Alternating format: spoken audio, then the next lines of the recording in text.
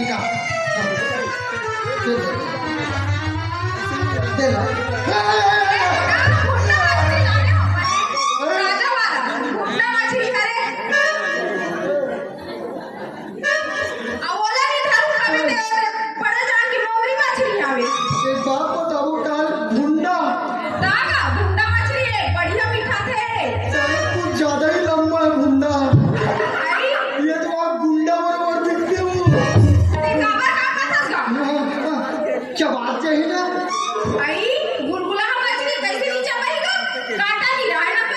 ऐसे